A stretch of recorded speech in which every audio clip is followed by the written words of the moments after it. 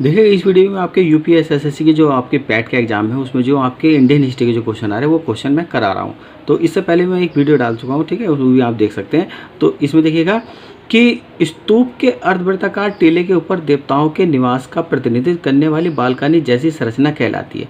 तो स्तूप के अर्धवृत्ताकार टीले के ऊपर देवताओं के निवास का प्रतिनिधित्व करने वाली बालकनी जो हर्मिका कहलाती है, ठीक है। हर्मिका जो होती है, हर्मिका ये बौद्ध धर्म की वास्तुकला का एक हिस्सा थी, ठीक है। हर्मिका बौद्ध वास्तुकला की एक हिस्सा थी।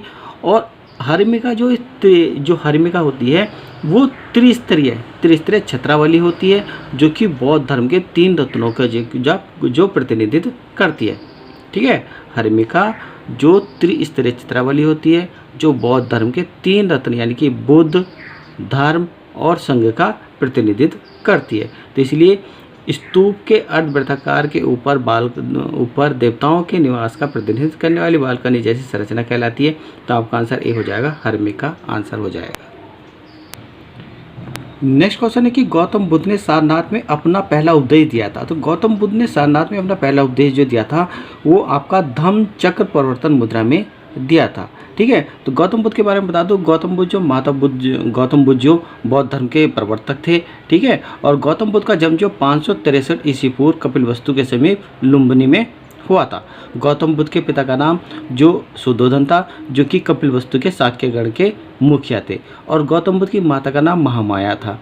गौतम बुद्ध के बचपन का नाम सिद्धार्थ था। और गौतम बुद्ध ने जो सांसारिक दुखों के कारण जो 29 वर्ष की आयु में गृह त्याग दिया था, और इस गृह त्याग की घटना को जो महाविनिष्क्रमण कहा जाता है। क्वेश्चन था कि गौतम बुद्ध ने सारनाथ में अपना पहला उपदेश धम्म चक्र प्रवर्तन मुद्रा में दिया था। तो आपका आंसर बी हो जाएगा। नेक्स्ट क्वेश्चन है कि निम्नलिखित में से किस स्थान पर प्रथम बौद्ध संगीति का आयोजन किया गया था। तो प्रथम बौद्ध संगीति का जो आयोजन वो 483 ईस्वी पूर्व राजगृह यानी कि राजगीर में किया गया था। और प्रथम बौद्ध संगीति जो मगध सम्राट अजातशत्रु के शासनकाल में हुई थी। और प्रथम बौद्ध संगीति की जो अध्यक्षता जी की थी वो महाकश्यप ने की थी। क्वेश्चन था कि निम्नलिखित में से किस स्थान पर प्रथम बौद्ध संगीति का आयोजन किया गया था। तो आपका आंसर सी हो जाएगा कि राजगीर में किया गया था। नेक्स्ट क्वेश्चन है कि गौतम बुद्ध को ज्ञान किस नदी के तट पर प्राप्त हुआ था। गौतम बुद्ध जो कि बौद्ध धर्म के संस्थापक थे। और गौतम बुद्ध के बचपन का नाम सिद्धार्थ था। गौतम बुद्ध के पिता का नाम शुद्धोधन था और माता का नाम महामाया था। गौतम बुद्ध ने 29 वर्ष की आयु में जो गृह त्याग दिया था, और इस गृह घटना को जो महाविनिष्क्रमण कहा जाता है। गृह त्यागने के बाद गौतम बुद्ध बोध गया में एक पीपल वृक्ष के नीचे निरंजना नदी के तट पर ज्ञान की प्राप्ति की थी, ठीक है। तो क्वेश्चन था कि गौतम बुद्ध को ज्ञान किस नदी के तट पर प्राप्त हुआ था। तो आपका आंसर डी हो जाएगा, निरंजना नदी के तट पर ज्ञान प्राप्त हुआ था। नेक्स्ट क्वेश्चन है कि गौतम बुद्ध ने धम्म चक्र प्रवर्तन सूत्र यानी कि धम्म चक्र प्रवर्तन सूत्र का उपदेश दिया था। तो गौतम बुद्ध ने अपना जो प्रथम उपदेश यानी कि धम्म चक्र प्रवर्तन उपदेश जो उत्तर प्रदेश के सारनाथ में दिया था। सारनाथ को जो ऋषिपत्तनम के नाम से भी जाना जाता है। गौतम बुद्ध ने अपने जो सर्वाधिक उपदेश जो दिए हैं वो कौशल देश की राजधानी श्रावस्ती में दिए थे। तो क्वेश्चन था हमारा कि गौतम बुद्ध ने धर्म चक्र प्रवर्तन का उपदेश दिए थे, तो वो आपके उत्तर प्रदेश के सारनाथ में दिए थे। तो आपका आंसर डी हो जाएगा। नेक्स्ट क्वेश्चन की पाली में बौद्ध ग्रंथों को आमतौर पर त्रिपिटक यानी कि 3-fold बास्केट कहा जाता है। इनमें से कौन सा त्रिपिटकों में से नहीं है। तो गौतम बुद्ध ने कोई भी पुस्तक नहीं लिखी है, क्योंकि गौतम बुद्ध के सभी उपदेश जो मौखिक होते थे। गौतम बुद्ध की मृत्यु के बाद उनके शिष्यों ने, ठीक है, गौतम बुद्ध की मृत्यु के बाद उनके शिष्यों ने गौतम बुद्ध के उपदेशों का संग्रह वो त्रिपिटक में यानी कि पाली भाषा में किया है। त्रिपिटक में जो आपके जो त्रिपिटक हैं उसमें सबसे पहले सूत पिटक यानी कि बुद्ध के प्रवचनों का उल्लेख किया गया है। इसके बाद अधिधम्म पिटक जो पिटक में वो दार्शनिक विचारों का संकलन किया गया है। और विनय पिटक में बौद्ध धर्म संघ के संबंधी नियमों का उल्लेख किया गया है, ठीक है। तो क्वेश्चन था कि पाली में बौद्ध ग्रंथों को आमतौर पर त्रिपिटक यानी कि 3-fold बास्केट कहा जाता है। इनमें से कौन सा त्रिपिटकों में से नहीं है। तो आपका आंसर सी हो जाएगा कि उपशाखा जो पिटक है वो बौद्ध का आपका त्रिपिटक नहीं है। तो आपका आंसर सी हो जाएगा।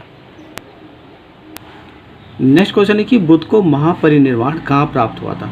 तो बुद्ध के जीवन काल की जो जो महत्वपूर्ण कुछ घटनाएं हैं, ठीक है, उस महत्वपूर्ण घटनाएं में यानी कि गौतम बुद्ध का जन्म जो हुआ था वो लुम्बिनी नेपाल में हुआ था, और गृह त्याग यानी महाविनिष्क्रमण जो राजगृह में किया गया था, और ज्ञान की प्राप्ति जो बोध गया बिहार में हुई थी।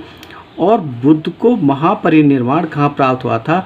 तो बुद्ध को महापरिनिर्वाण जो कुशीनगर में प्राप्त हुआ था। तो आपका आंसर बी हो जाएगा। नेक्स्ट क्वेश्चन है कि किस स्मारक से गौतम बुद्ध ने दुनिया के लिए बौद्ध धर्म के अपने दिव्य ज्ञान का प्रचार किया था। तो किस स्मारक से। तो महाबोधि मंदिर समूह से गौतम बुद्ध ने दुनिया के लिए बौद्ध धर्म के अपने दिव्य ज्ञान का प्रचार किया था। महाबोधि मंदिर समूह जो वो 3री शताब्दी में सम्राट अशोक ने बनवाया था। क्यों बनवाया था। क्योंकि यहीं पर गौतम बुद्ध को बैसाख पूर्णिमा के दिन पीपल वृक्ष के नीचे और निरंजना नदी के तट पर ज्ञान की प्राप्ति हुई थी, और गौतम बुद्ध जो बुद्ध कहलाए थे। ठीक है, तो क्वेश्चन था कि किस स्मारक से गौतम बुद्ध ने दुनिया के लिए बौद्ध धर्म के अपने दिव्य ज्ञान का प्रचार किया था। तो आपका आंसर बी हो जाएगा, महाबोधि मंदिर समूह आपका आंसर हो जाएगा। नेक्स्ट क्वेश्चन है कि बोध गया एक महत्वपूर्ण बौद्ध तीर्थ केंद्र क्यों है। तो गौतम बुद्ध को 35 वर्ष की अवस्था में बैसाख पूर्णिमा की रात निरंजना नदी के तट पर पीपल वृक्ष के नीचे ज्ञान की प्राप्ति हुई थी। ठीक है, बोध गया बिहार में ज्ञान की प्राप्ति हुई थी। तो बोध गया एक महत्वपूर्ण बौद्ध तीर्थ केंद्र है। क्यों है। क्योंकि आपका आंसर बी है, क्योंकि गौतम बुद्ध ने यहाँ ज्ञान की प्राप्त किया था। तो आपका आंसर बी हो जाएगा। नेक्स्ट क्वेश्चन है कि बौद्धों के लिए उत्तर प्रदेश में स्थित सारनाथ क्यों महत्वपूर्ण है। तो गौतम बुद्ध ने ज्ञान की प्राप्ति के बाद उत्तर प्रदेश के सारनाथ जो कि श्रीपत्तनम के नाम से जाना जाता है में 5 सन्यासियों को अपना प्रथम उपदेश पाली भाषा में दिया था, जिसे बौद्ध ग्रंथों में धर्मचक्र प्रवर्तन कहा जाता है। और बुद्ध ने अपने जो सर्वाधिक उपदेश दिए हैं वो कौशल देश की राजधानी श्रावस्ती में दिए हैं। क्वेश्चन था कि बौद्धों के लिए उत्तर प्रदेश में स्थित सारनाथ क्यों महत्वपूर्ण है। तो आपका आंसर डी हो जाएगा कि ज्ञान प्राप्त करने के बाद भगवान बुद्ध ने सारनाथ में अपना पहला उपदेश दिया था। तो आपका आंसर डी हो जाएगा। देखिए, अब ये क्वेश्चन जो मैं जैन धर्म यानी महावीर स्वामी के जीवन से और शिक्षा से करा रहा हूँ। तो इसमें क्वेश्चन है कि भगवान महावीर स्वामी को ज्ञान प्राप्त कहाँ हुआ था। तो भगवान महावीर स्वामी जो जैन धर्म के 24वें तीर्थकर यानी कि अंतिम तीर्थकर थे, और महावीर स्वामी का जन्म 540 ईस्वी पूर्व कुंडगाम यानी कि वैशाली में हुआ था। महावीर स्वामी के पिता का नाम जो सिद्धार्थ था और माता का नाम त्रिशला था। महावीर स्वामी जी के बचपन का नाम वर्धमान था, और महावीर स्वामी के बचपन का नाम वर्धमान था। और 12 वर्ष की कठिन तपस्या के बाद महावीर स्वामी को जंबिक ग्राम के समीप ऋजुपालिका नदी के तट पर और साल वृक्ष के नीचे ज्ञान की प्राप्ति हुई थी। तो क्वेश्चन था कि भगवान महावीर स्वामी को ज्ञान की प्राप्ति कहाँ प्राप्त हुई थी। तो आपका आंसर डी हो जाएगा, जंबिका ग्राम यानी कि साल वृक्ष के नीचे ज्ञान की प्राप्ति हुई थी।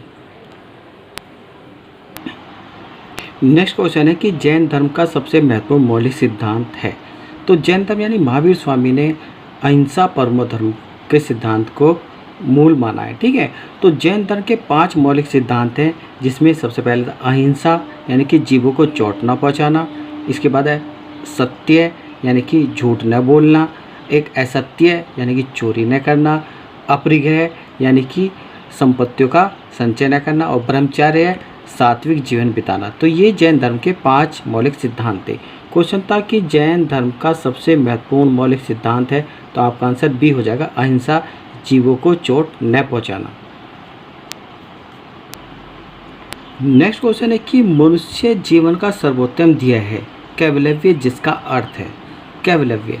तो कैवल्य जिसका अर्थ होता है इच्छाओं पर विजय प्राप्त करना। कैवल्य का अर्थ होता है कि ब्रह्म विद्या का वह ज्ञान जो संशय रहित और स्थायी हो, वो आपका कैवल्य कहलाता है। कैवल्य ज्ञान की प्राप्ति के बाद ही महावीर स्वामी कैवलीन कहलाए थे। क्वेश्चन था कि मनुष्य जीवन का सर्वोत्तम ध्येय है कैवल्य, जिसका अर्थ होता है। तो आपका आंसर सी हो जाएगा, इच्छाओं पर विजय प्राप्त करना कैवल्य कहलाता है। आपका आंसर सी हो जाएगा। नेक्स्ट क्वेश्चन है कि पहले जैन तीर्थकर कौन थे। तो जैन धर्म में केवल जो 24 तीर्थकर हुए हैं, इसमें पहले ऋषभदेव थे, दूसरे अजितनाथ थे, 22वें अरिस्टोनोमी थे और 23वें पार्श्वनाथ थे और 24वें अंतिम तीर्थकर जो महावीर स्वामी हुए हैं। तो क्वेश्चन था कि पहले जैन तीर्थकर कौन थे, तो आपका आंसर हो जाएगा ऋषभदेव आपके पहले तीर्थकर थे।